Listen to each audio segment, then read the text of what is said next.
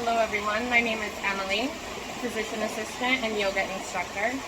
This video is going to explain forward fold to halfway lift, any injuries and accommodations that you might need. These videos are instructed and used to help students and teachers in aiding their instruction and cueing of their students during class and even their own bodies for self-correction. So we will get started. Inhale, reach to the sky. Exhale, swan dive, forward fold. Again, opening the arms to the sides of the room. If you have shoulder impingements, patients or your students are going to have difficulty with this extended pose. So let them know it's okay if they can't open their arms all the way. Bending the knees as much as needed, especially for patients with hip, knee, or back injuries. Hands to the mat or blocks. For halfway lift, we are engaging our bicep femoris, our gastrocnemius and soleus, and the popliteus back here. What we're going to be doing, hands plant to the mat or blocks, you're going to lift slight baby cobra in that back. What you're engaging here is the erector spinae muscle, also the posterior longitudinal ligament, which if you can see on my back, that is what makes these lines going all the way up there. So you're engaging that one line of energy, feeling that posterior longitudinal ligament lengthening, lifting. Neck is straight.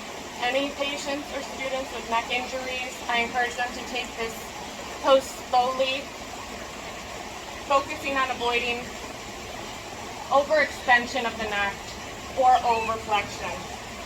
Taking it into the fold, again, telling your students or patients that they want to take as much of a bend in the knees as they need.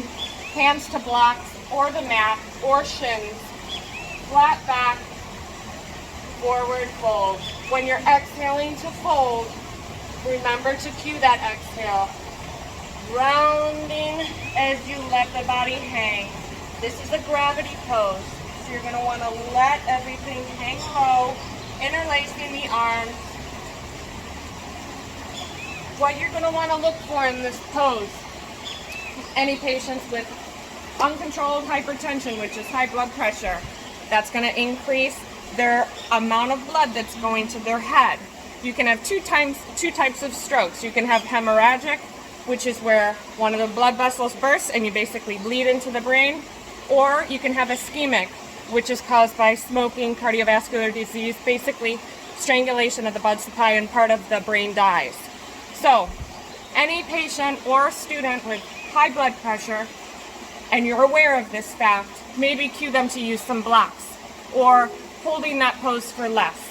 Normally it's recommended to hold this pose for 5 seconds, but be sure and give your students a little bit of wiggle room in terms of what feels good for their body and any accommodations they have to make for health concerns. Thanks for watching. My name is Emily. Feel free to like or subscribe or comment below. We'll see you in the next one.